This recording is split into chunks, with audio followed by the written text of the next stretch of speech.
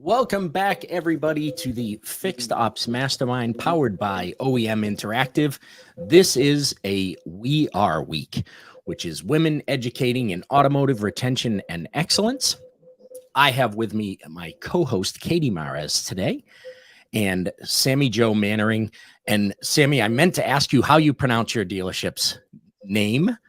Tamiami. Hyundai and that's actually how I would have pronounced it. And so, welcome to the show. Thank you for having me. Our show is brought to us by Automotive Warranty Network Incorporated. They are a family-owned and operated warranty claims management service based out of Denver, Colorado. For over 30 years, they have 300 highly qualified administrators, team leaders, auditors, trainers, and support staff that have been processing manufacturer warranty claims. They currently process more than 100 million in warranty per month. You can find them at awninc.com. Thank you to our friends at Automotive Warranty Network Incorporated. And now we get into the show. And we break the show up into 3 segments. This week, the 3 segments are: how did we get here? Why are we here? And the future. And so, Sammy Jo, we want to know first how you arrived in automotive. Many of us arrive by accident, and I'm guessing you probably have a similar story. I would say it was definitely either by accident or dumb luck or called by God, whichever verbiage you would prefer to use. I actually was working at a thrift store as a cashier, and I had gotten a phone call from somebody that I knew who was in the automotive industry and said, "Hey, this dealer I'm working at, they're opening this giant in-house rental fleet and you would be amazing for the job. They want to meet you. Would you come on in?" And so I did, and I had a couple of interviews with the rental manager at the time, fixed operations director. On my last interview, I sat down with the fixed operations director and he shook my hand and he sat down and he said, "Well, shit." And I said, "What do you mean?" He said, "We were going to do this thing with you, but I really like your handshake. So what I'm going to do is I'm going to bring you on. I'm going to pay you $10 an hour and you're going to do whatever I say. Does that sound good?" And so that's kind of how it started for me, was being roped into it that way. I started off in the parts department, and then the fixed ops director had me start taking a lot of training online with the OEM and got certified for warranty administration, went and did some training for that, and really just kind of grew from there. Wow. I want to point out, most women underestimate the handshake.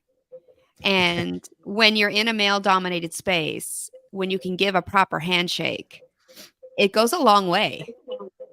100%. I mean, in quite all honesty, it changed my life, and it changed the life that I'm able to provide for my family, just by doing so. My dad was in automotive my whole life. He was an automotive technician for a Chevy dealer up in Wisconsin. So I really kind of grew up in the service side of things, and never really had it pictured that that's where I would end up landing years later. But it's worked out so far. That's very cool. And I'm just gonna chime in one last time on the handshake, because it shows confidence. And I think any woman that is listening in today should practice that handshake, because it really does show the confidence in you showing up. And so I just think that story is so awesome. Thank you for sharing that, Sammy Jo. Thanks. That is a great story of how somebody got into the business, again, by accident, as most of us. By handshake. By handshake, yes, by accidental handshake. Yeah. Or on purpose handshake by accident. It's the way most of us ended up in this business. Not necessarily what we pictured we would be doing. Maybe we got in on purpose, but didn't picture we'd be doing that 20 years later. And so what has kept you in the business? You had the opportunity to come in and do whatever the manager says for $10 an hour. But something has I'm kept. actually having, give me one moment. I'm having Yes. a hard time getting your feed. So I do apologize. If you could repeat the question, it broke up just a little bit there. Yeah. So you came in by accident, but you're still here. Can you hear me now? No? I'm getting nothing here. Dun, dun. If I mute you and I'm sorry, I unmute you. apologize. Give me one Nope. second. Let me see if I can switch to another Wi-Fi network here, if that makes a difference. It shows I have service, but I Yeah, we can hear hate you. to keep you guys waiting on a poor connection here. It's all fine. So, Katie, Yeah. just you and me right now. So I love her story of how she wound up in the business, right? And she was working as a cashier at a thrift store, right? Now you extrapolate that out over the number of years she's been in the business, and even if she made it to the very top of the thrift store chain, she's not earning the living for her family that she is at the dealership. Are you back, Sammy Joe? Yes, I'm back. I can hear you well now. Yes. Decided Wi-Fi is not the way to go because technology is not always the way to go. So we're just going to use data today. That's all good. It's we could still hear you fine, by the way. And so my question was, you got into the business. You can hear me. Yes, by accident. But what has influenced you to stay in the business? You're still here years later.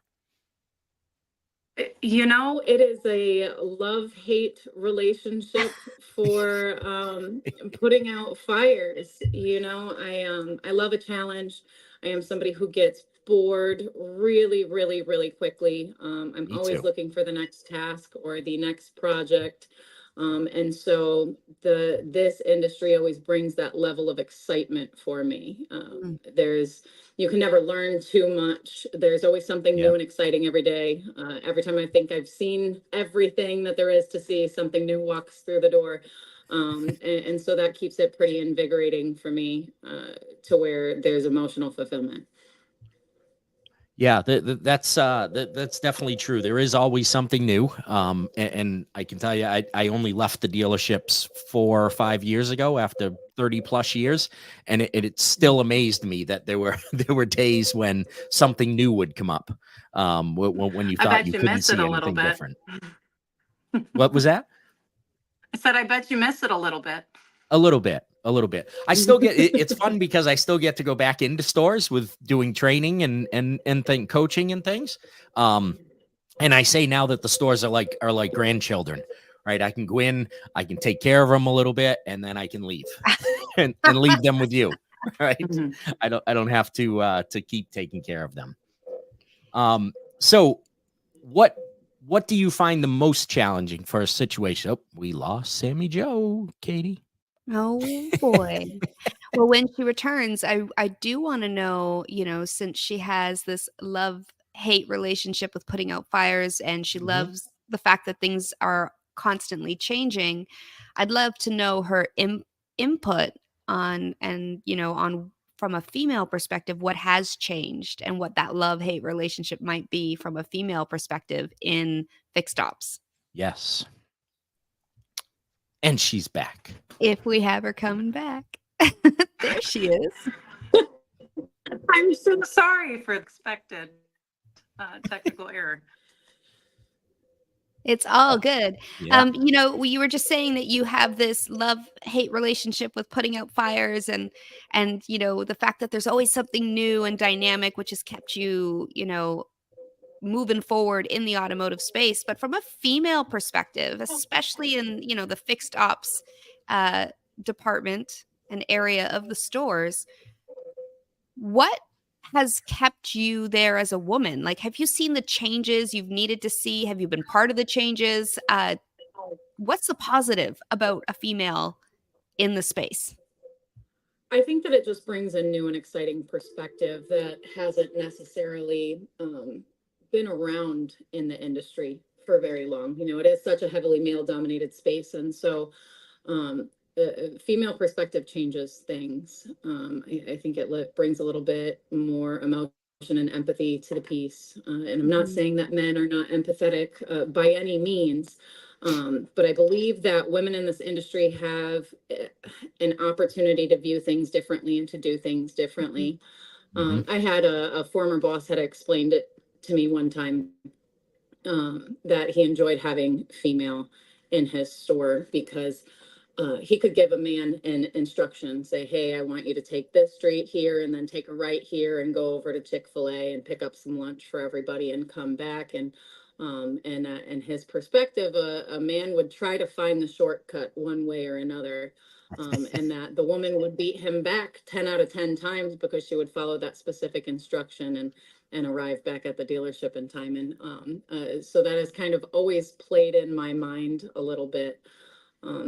I also think that there is a level of trust with the consumer that is automatically built just by having a female presenting, be it a service advisor, be it somebody on the other side in sales. When they are greeted by a woman, the guard goes down a little bit, which makes for better connection with the customer, in my opinion.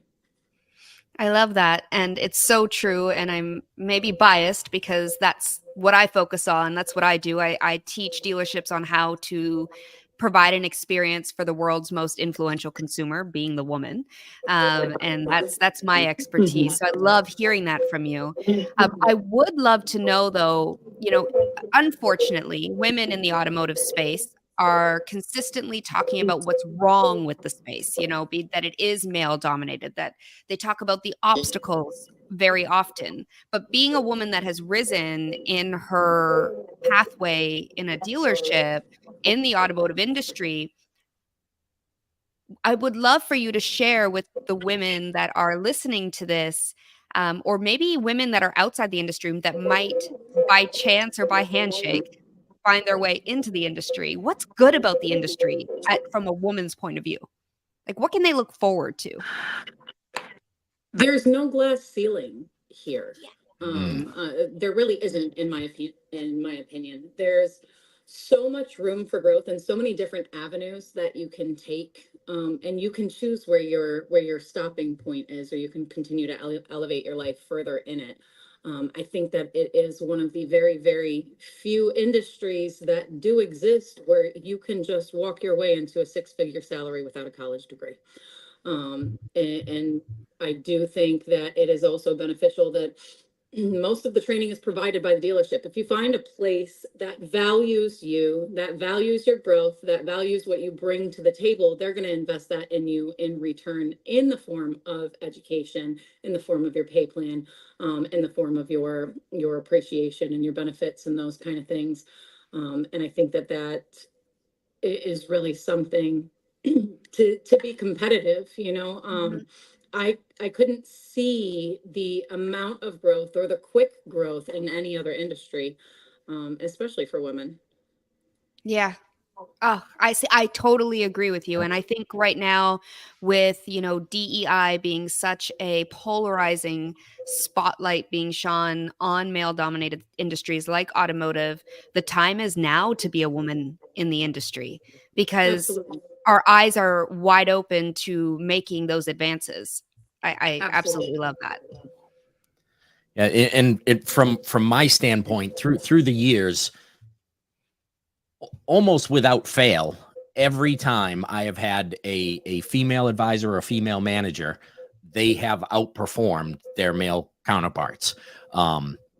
Sometimes, to your point, Sammy Joe, of that instant trust that they have with customers, and then you back that up with that instant trust and gets backed up when they know what they're talking about with a customer, right? Which then just builds that trust even more. And you touched on empathy earlier. That's a huge thing. It's a huge thing when you're a leader, right? Having to understand being empathetic, excuse me, empathetic to people. um, oh, she's keeping us on our toes here, on our toes. But being a service advisor, and being empathetic to customers, is just, it's huge. And especially in this post-COVID world, like COVID happened, everybody was super nice to each other, and then somehow about 6 months into that, the switch flicked, and everybody was just mad at each other. And if you're an empathetic person, you can help to overcome that stuff. What do you think is what do you think is your most difficult situation to have to deal with within the dealership, whether it's customer wise or personnel wise? I would say that it's absolutely personnel wise. You get just such a wide variety of personality types, of backgrounds. There's just so much diversity, and knowing that not everybody can be managed the same way, not everybody can be treated the same way or spoken to the same way. Constructive conversation I might have with one employee could be taken as super offensive if I have the same exact conversation in the same tone with another employee. So I think that that's probably the most difficult part of it, is relating to all the different personality types, getting to know people on a personal basis, and what is important to them and what they're working for and why they're here. So that's, yeah. Excellent. And that's a huge part of being a leader, right? Is realizing that you can't lead everybody the same way. The first time I became a service manager was somewhere around 1994. I cringe saying that. And I'm happy to say I failed miserably at that first manager's job. And in years of reflecting, that's one of the things that I tried to do, was I tried to manage everybody exactly the same, and tried to, be the same person that I was when I came from being a service advisor at a different store to go be the manager at this store, and that just doesn't work. You definitely, Sounds everybody about right. needs to be treated as an individual. That's for sure. And so Absolutely. that's segment one, and segment one was brought to us by IntelliCheck. And before we jump into segment two, I'm going to do the quote of the week. Our quote of the week is brought to us by Petra Automotive Products this week, and it says, "The question isn't who is going to let me, it's who is going to stop me." From Anne Rand. And I think that I think that quote is appropriate from the standpoint of, Katie, you talked about this being a male dominated world, male dominated industry. But this is an industry that forever has needed more women in it. It wouldn't have the reputation that it still carries around if we had more women in it earlier. And so now as we start to hopefully get more women into the industry, what are some of the things that we can try and do, Sammy Joe, to attract more women into the business?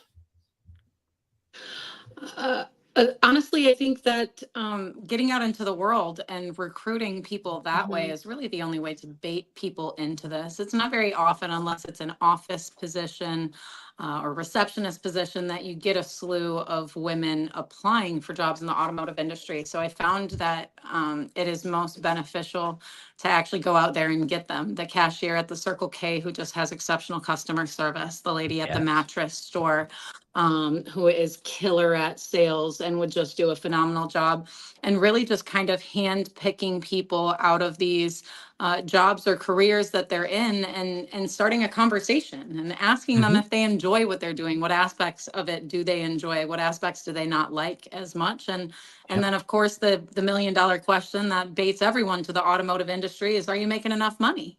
Yeah. Mhm. Yeah, I don't think people realize how much money that they can make. You know, going from with the same skill set that it takes to be a great cashier at the Circle K, they can become a service advisor, and probably easily triple what they're making at the other place. Absolutely, I I without a always doubt. I always carried around my business cards, and anytime I ran into somebody like that, it was just like, "Hey, I've been really impressed with your customer service. If you ever decide you want to Mhm. do something else, just give me a call, and I've probably got a job you might enjoy." And I would just leave it at that. I think it's important too to take a look at how we recruit, not just recruiting in terms of in person, but how how our job ads look and what language we're using. There was a study done by Textito in 2020 that says that job ads with Oh, a goodness. male focused tone pulled in 43% more male applicants, while those with a more female coded description attracted a staggering 80% more females. Wow. So I That this think it's keeps important. during. Are you okay there? Goodness gracious.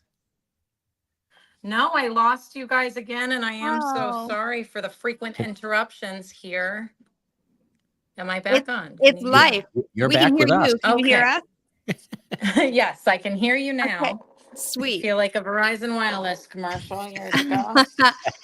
So I was just saying that, the way we post the verbiage that we use and the language that we use in job ads is extremely important to pulling women in. And that a study was done that when a job ad has a more female focused language, that it will actually pull in 80% more women than a more Wow. male focused language. So I think a great way, Dave, to answer your question as well is, we should have our silent sellers, being our job ads that are out there on Indeed and our website and so on and so forth, focused on language that a woman will be attracted to, so they know that they can in fact possibly dip their toe in the water of this industry.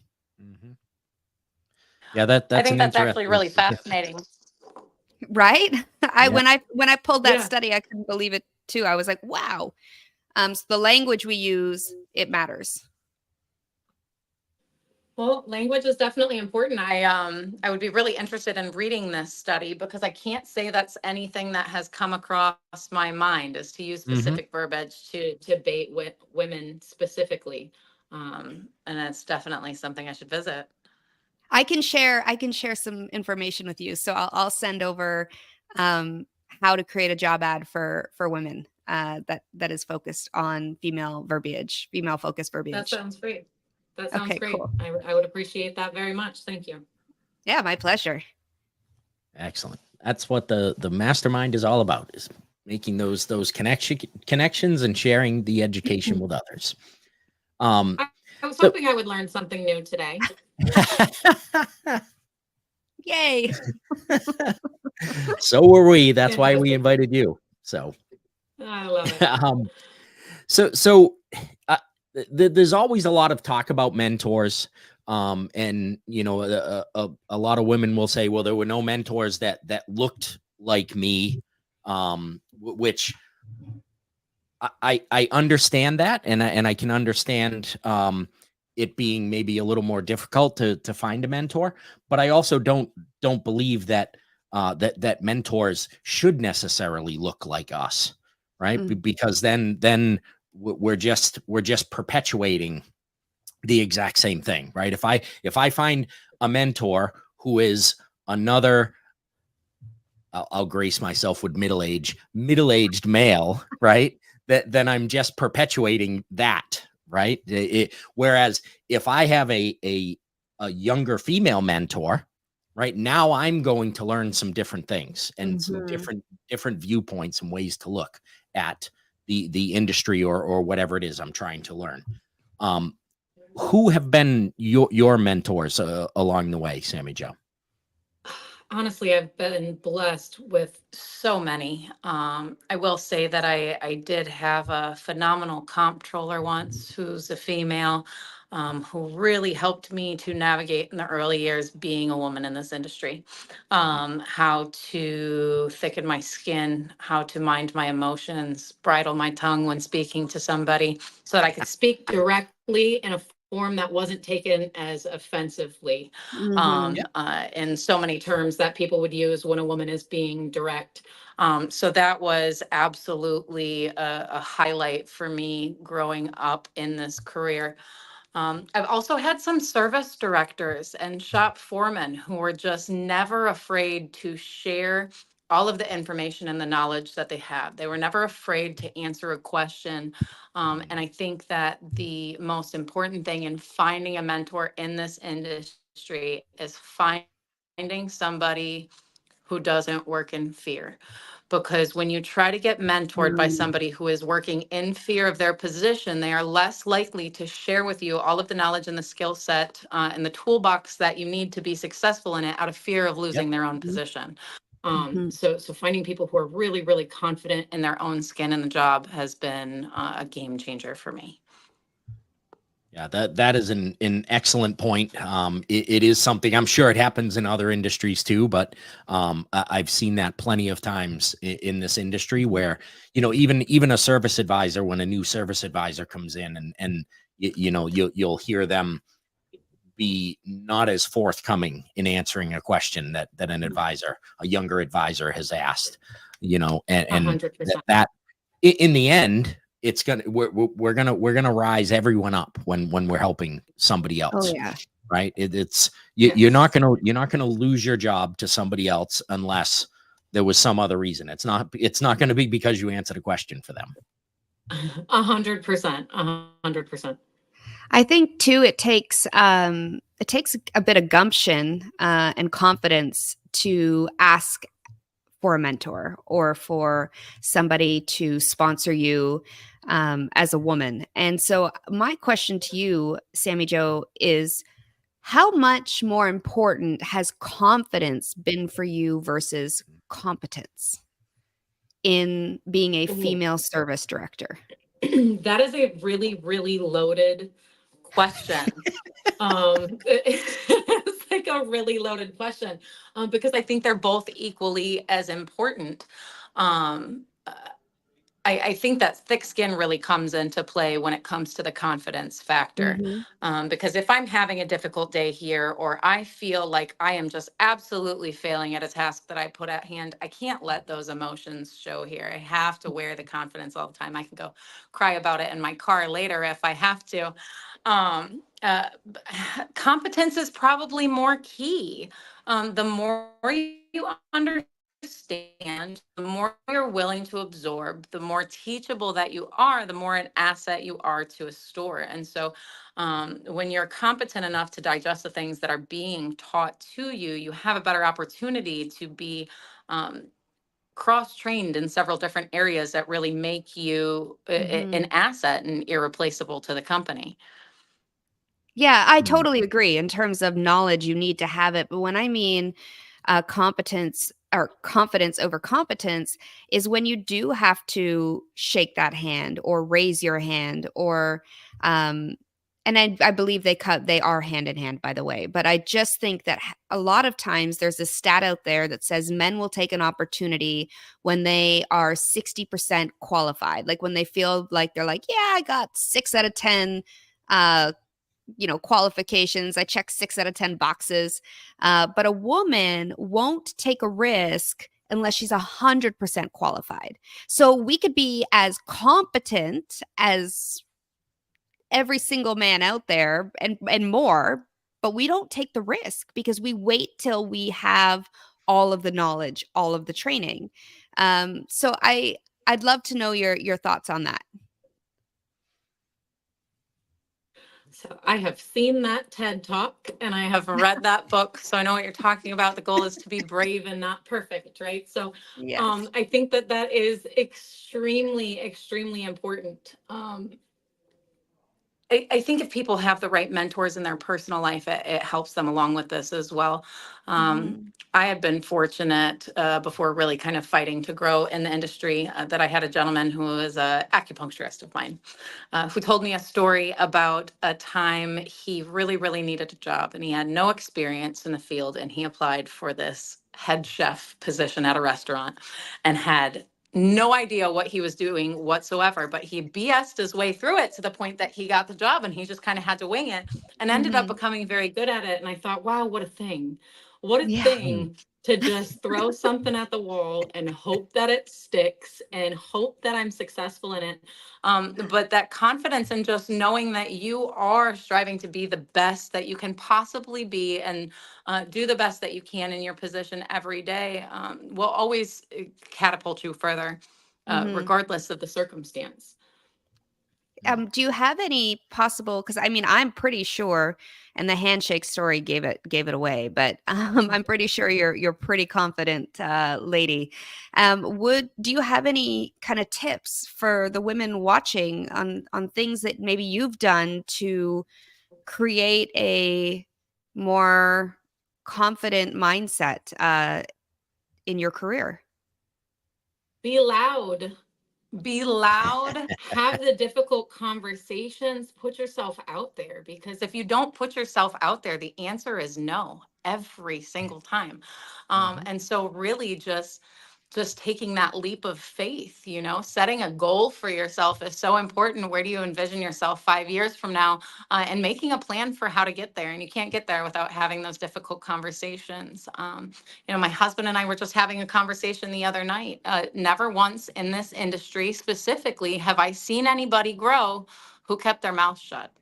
Now, I'm not saying to be boisterous and not bridle your tongue, but I think that having an opinion and sharing your opinion is very, very, very important, not just for yourself and your own personal growth, but for your team, for the betterment of the company. Because if you are not speaking the things that come to mind, no one's going to know the next $1 million idea or whatever it is. Yeah, I would say that's really my piece of my advice, just to be loud and put it out there.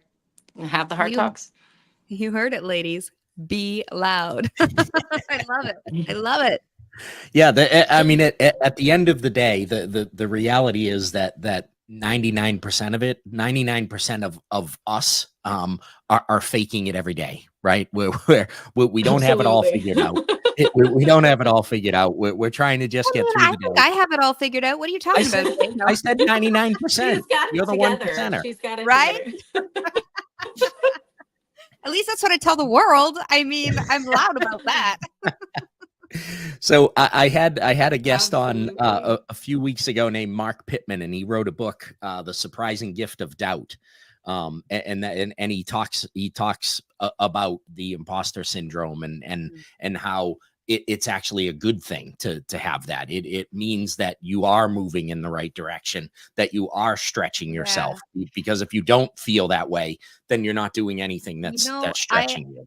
I love that. So on my podcast, on the Ladies Take Control podcast, I had a woman by the name of Heidi McCleman. I can't say her last name. I should know this. But Heidi is incredible. She's a confidence coach. And she said the same thing, is that she would be like worried for a woman if they didn't have a little bit of imposter syndrome, because that means they're not pushing themselves hard enough or walking through fear with courage. And so she says the same thing. Doubt and imposter syndrome means you are on the edge of doing something great, and you should just keep going. Mm-hmm. And so, Sammy Jo, I agree with that entirely. Sorry about that. He froze up there for a second.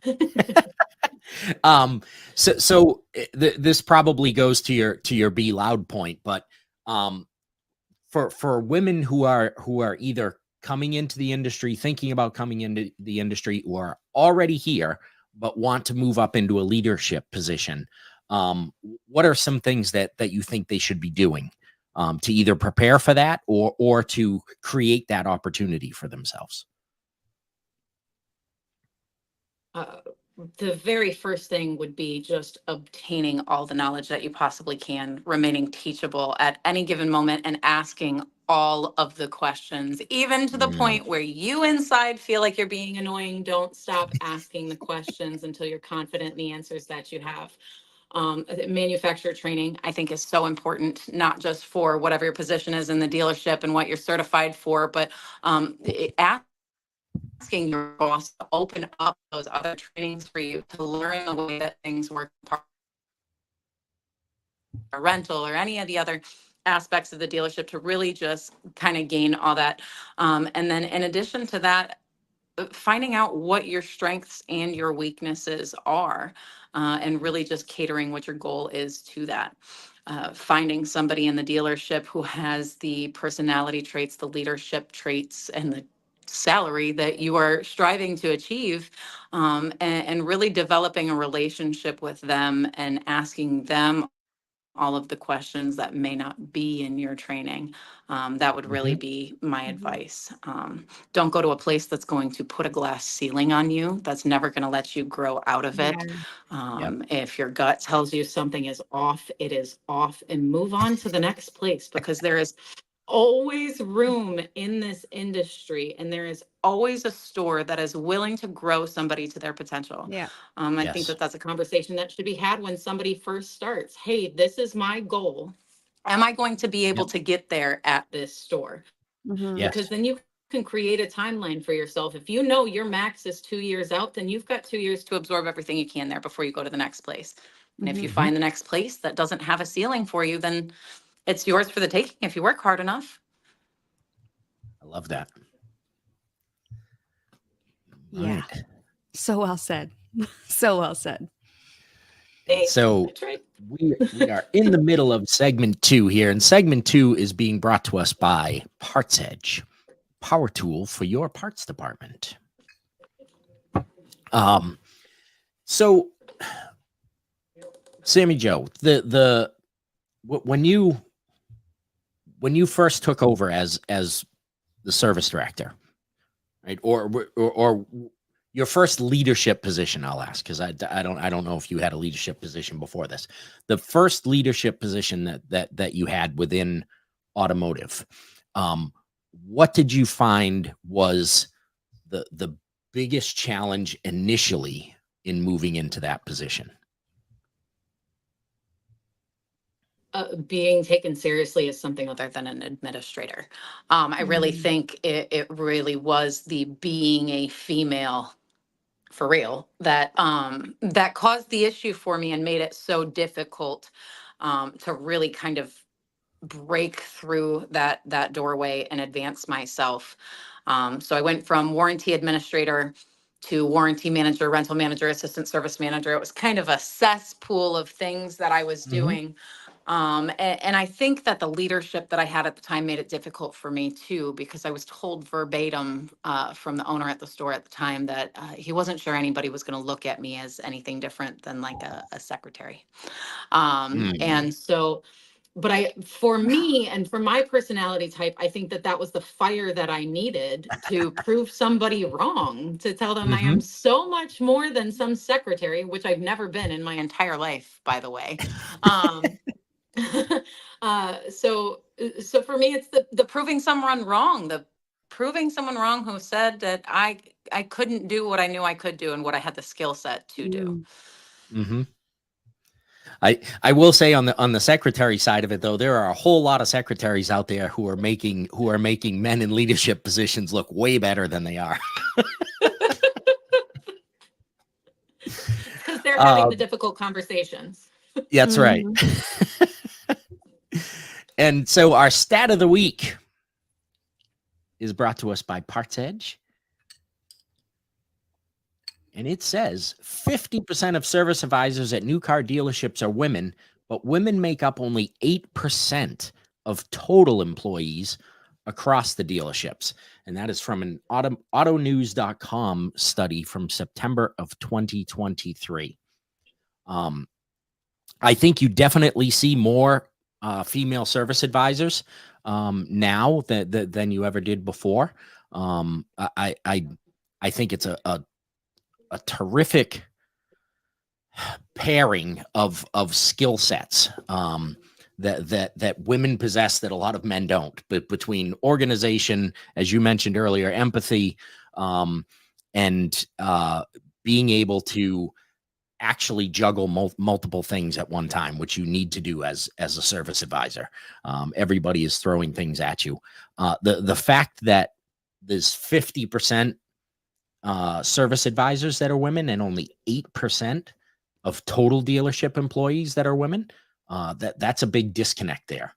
But because that should transfer through, right? If you have 50% women in as service advisors, as they move up and move into different positions, that should be increasing the percentage of women in the dealerships, and yet it is still very, very low. And so, what are some of the things that we need to do? We've talked about some of them already. What are some of the different kind of things that we can do to make this industry more appealing for women? Honestly, it's the work-life balance is a really, really difficult thing for the woman, especially the woman who is a mother, the woman who is a wife. As we know, there is no higher paying job or higher title job in this industry that equates a better work-life balance.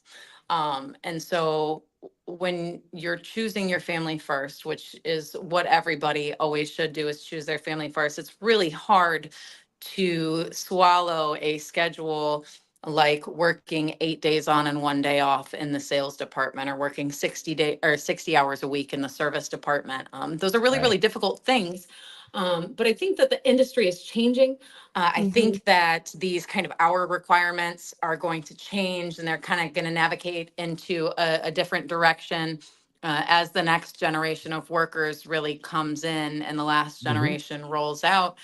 Because people just aren't willing to work those 60-hour work weeks anymore. Everybody's more concerned about their mental health, about the betterment of their family, about quality time, about self-care and rest. And those are all things that are really, really difficult to be mindful of while you're working these really grueling work weeks. So I think it's just a time thing with getting more women in, and also women having the, I guess, gusto to really just go in and have a conversation with a service manager or a sales manager and say, hey, do you have flexible scheduling for someone like me who has four children at home? You know, I have to take my kid to school at 8:30 in the morning, or I have to pick my kid up at 3:50 on Tuesdays to take them to soccer, and really just finding an environment that will work that with you. I have found that when you are more catering to the mom, around her schedule with her children, around sick kids, whatever it may be, that when she comes into work, she gives you 120% of her effort every single time. And I've never lost that way by telling someone, it's okay, I understand Susie's sick, you can't work Monday, Tuesday, Wednesday, I'll see you on Thursday, Friday. And they come in Thursday, Friday, and they rock it out because they're so grateful for that. They're grateful to be able to be at home with their kids without being in fear of their employment. Right. Yeah, and I mean, there's you may have to get creative. It may be difficult for a period as you try to change schedules around to make that flexibility available to people. One of the last groups that I worked for, service advisors were not allowed to work more than 45 hours a week. That's beautiful. Yeah, and that's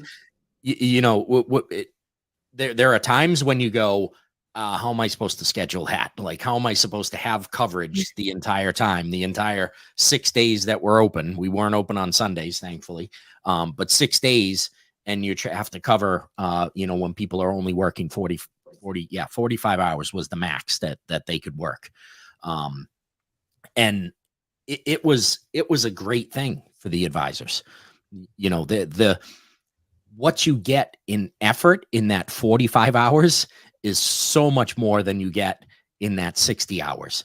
That other 15 hours, when you're putting in a 12-hour day, those last 4 hours of that day are certainly not the productive hours. It's really difficult, especially when you're talking about working a 60-hour week during a full moon and you're emotionally being beat in the face by customers all day. It's a really, really difficult thing that makes people not want to Right. get up and come to work in the morning. Hmm. So we try to be mindful of that, stagger some schedules, say, hey, you're working this Saturday, you want to go home early today, those Yeah. kind of things. Yeah. Still haven't had an opportunity to navigate into the 45-hour work week. It is a goal of mine. Hmm. But we'll see if we get there. Like I said, I think it's going to be it's a journey when you've got people who have been in this industry as long as they have to kind of break the cycle of the way things have always been done and navigate into the new culture. It's a tricky Yeah. thing to try Yeah. to do.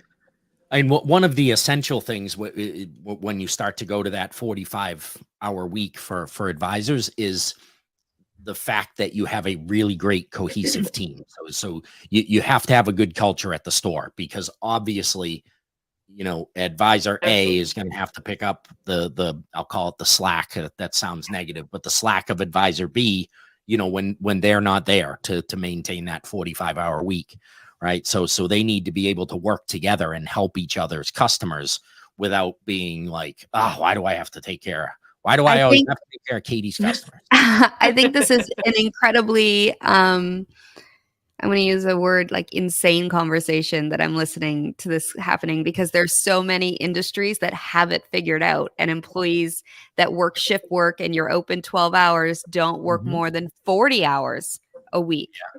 And so, I mean, there's a formula out there. Other Mhm. industries, other businesses are doing it. I think it's less about not knowing how to. And to your point, Sammy Joe, it's the OGs, the old school folks that are still in the industry that are like, move my cheese, what? Change something? I don't want to have to do this. And so it's just it's actually just a matter of want over can. They can do it. They just choose not to. Mhm. Right. No, definitely.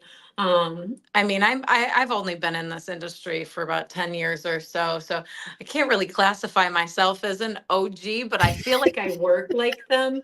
Yes. I love being here, and I think the problem is that I immerse myself in my job so much that even when I'm not here, I'm thinking about the job. I am the job, and Yep. so it makes it a little different for me. But I think eventually they'll change. Eventually, as people grow out of this and you don't get the applications rolling in and you start to get the demands from people, there's all these videos out on TikTok and YouTube, and people are learning how to effectively interview, how to effectively demand their pay, demand their scheduling, demand their Mhm. benefits and time off and things of that nature. I think we'll really see a huge wave of that probably over the next 5-10 years or so, Yeah. to where Mhm. it's going to be, if you want the employee, you're going to have to change the way things are done. Yeah. Yes. And Katie, I will tell you that at that group I was at with the 45 hours, I had an advisor who was like, no, I need to work more than 45 hours. Like I've got customers I got to take care of. I don't want advisor B taking care of my customers. I want to Well, be which is there. And cool. I mean, to each one's own, but as a culture, I think it's important to, look at the masses and then dial down to the individual. If there is somebody like you, Sammy Joe, that eats, breathes, and sleeps what she does because she loves it, or like that advisor you're speaking about, Dave, Mhm. of course, then cool, have at it. They're probably going to be your next leader. They're going to be the next person that's gonna rule the roost. He is a Uh, service manager now. So there you go. Go see. There you go. So it's but I think from, an industry point of view, I always say from Mhm. a customer experience standpoint, I say if you're looking at the next dealership, you're going to get it wrong. Like that's not where we should be looking in order to design an experience for our customers or Mhm. employees. We need to start looking outside of the industry. We need to look at the Chick-fil-A's and the Starbucks and the Nordstroms where they're getting it right. Because that's where I talk a lot about the experience competition, and the experience competition is not based off of the other dealership or service drive down the lane, down the street. It's based off of where they spend all their where our customers and our employees spend all their discretionary time and money, and that's with their family on outings, buying coffee, and getting a My Pleasure with a $13 Chick-fil-A combo. So we should be looking outside the industry, I think, in all respects, from a customer experience perspective, but also from an employee experience perspective, because they're getting it right. Yeah. Absolutely. No, that's a really, really solid point. It's no different than us having this conversation right now and getting some experience and some different Yes. perspective. Perspective's always a good thing. Yeah. It's To keep up with the amazing. times, Yeah. right? Yes. Absolutely. And so, Katie, you actually brought us into segment 3, which is the future, Didn't even know I did that. Hey.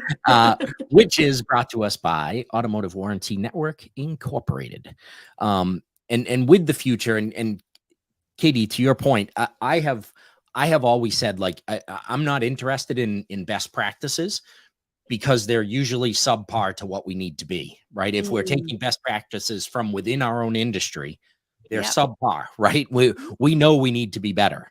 So, yes, you have the anomaly dealerships out there, like down your way, Sammy Joe, Ed Roberts, and Bozard, that have elevated a dealership experience to something different. But not every dealership in reality can have a daycare there, right? It's great Right. that they have that and provide that, but not every And an dealership. on-site restaurant, and oh my gosh, it's incredible. It's Right. yeah. But not everybody can have that, right? So A daycare dealership is crazy. yes. And so, Sammy Joe, one thing that you could change about the industry, and whether that's just the automotive industry or specifically fixed ops, either you take that whichever direction you want to take that. I think the only thing that I would change is something that I genuinely can't change. And that is the care and concern that people have for other human beings. And I mean that in a very real way, both from the consumer side, from the employee side. I think that in this day and age, we have kind of landed in a place of selfishness and everything's about me all the time. And I think that everybody as a whole is feeling the effects of that, especially in this industry, right? The service advisor is only in it to get that sale, to make that paycheck. The customer is only in it because it's my car and it's your fault. And I think that mentality is the hardest thing. And unfortunately, it's something that I can't change. So I do, when doing interviews with people, try to get a feel for who they really are, because everything can be taught. But love and concern for our fellow human cannot be. That's something that comes from within. So nope. That is very true. The skills can be learned, they can be taught, but you're not gonna change what is ultimately inside the person, right? Correct. So I've got no room on my team for people who are all about themselves, because we work as a team here. The customer is the main concern 10 out of 10 times. And if you're more worried about yourself than the customer, then it's not the right place for you. And I'm not saying I'm one of those You are people making a change. Yeah. You are changing. I'm not- You are. I'm not saying You that I'm don't give one of those yourself people enough who are like- credit. I don't know. I think it's so important, and I know that we all go to work for the paycheck, right? Nobody's doing this just because it's fun and we want to work for our life. Like we go to work for the paycheck, but there's got to be some kind of middle. If you don't genuinely enjoy what you do every day, you end up being toxic to everybody around you. So yes. Yeah. I used to always tell my teams that it's, we can't say it's fun, right? If it was that much fun, the owner would be down there on the service desk, right? And they're not. So Sometimes. we're all there trying to do the same thing, right? Even the customer, the customer that's bringing their car in, they need that car to get to work, to do whatever it is they do for work, to feed their families. The advisor is there. We're there all for the same reason. We're all trying to earn a living for our families. And to your point, Sammy Joe, if we could if we could meld all that together and all kind of look at it from each other's eyes, it would be a lot easier to get through, right? We I could, think as an advisor, understand why a customer is a little impatient. A customer could understand why an advisor can't get their car done in 45 minutes. Well, I think Sammy Joe is doing more than she gives herself credit for, and Me actually too. doing the thing that needs to be done in order to make that change. And that's how we hire. And we need to hire right side up. You know, we need to hire for the person, like you said, and not for the skill, because the skills can be taught. And it's just so the fact that you're doing that is making a change, and that is going to change the industry slowly. But we all have to look at, you know, who that human being is. Do they show compassion and empathy? And some of the big, you know, pushback I always get is, well, why do I have to be genuine with a customer? Or why do I have to be genuine? I don't even know them. Why do I have to care? And I Right. look at them and I say, well, they're the ones that, you know, the reason you have a roof over your head and food on your table and your kids get to go play soccer or hockey or what, or football, whatever it is that they do, clothes on your back. So how can you not feel genuine care and compassion for the person that allows you to live the life you're living? And then from an employee Right. standpoint, I Absolutely. mean, without the dealer, without you, Sammy Joe, the leaders, they don't have an ability to grow and develop. So how could they not want to show each other compassion and empathy? But it really does boil down to your hiring practices. And I think you are making a much bigger impact than you give yourself credit for. And that's actually something women do a lot. They downplay. We downplay our successes. We downplay the paths we're paving, because we don't look ourselves in the mirror and often celebrate ourselves. We look at ourselves in the mirror instead and pick ourselves apart. So we take a look at all the things So we're not true. doing instead of looking at the things that we are doing. So I'm going to be your mirror today, Sammy Joe, because I'm going to tell you you're killing it, you're crushing it, and you're doing what you're doing and acting on the things that need to be done to make those changes. So celebrate you, because that's incredible. Thank you. Thank you. I You're welcome. appreciate that. You know, I'm grateful, and I landed in a place where I'm Very, very lucky. You know, one of the owners is a woman and the comptroller is a woman. And there's all these women in leadership here that really kind of made it easier for me to step into that confidence to be able to step up to the plate and do the job. So it's Right. really a beautiful thing. You know, it's tough every day. But I think if your team knows that they have somebody who's genuinely rooting for them, it makes it easier for them to get through the day. It makes them easier for them to have the hard conversations with customers. Because every once in a while you do get the customer who genuinely is not a nice person and says very mean things, or tries to make things personal. But if you're there to stop them in their tracks and say, hey, hold on, come have a conversation with me for a second, and you have your team's back, they're more inclined to be loyal to you and stick around anyways and do the things that you ask. So Absolutely.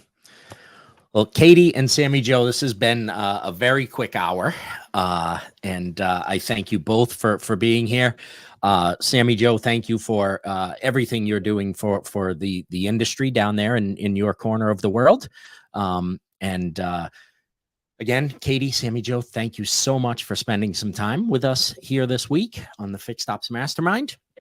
We Thank you, Are Dave, edition. for thank bringing you us for the together. invite. Thank you for doing this. Thank you. It is truly my pleasure to do this. And so everybody, with that, we bid you farewell, and we will see everyone next week. Thank you so much for being with us.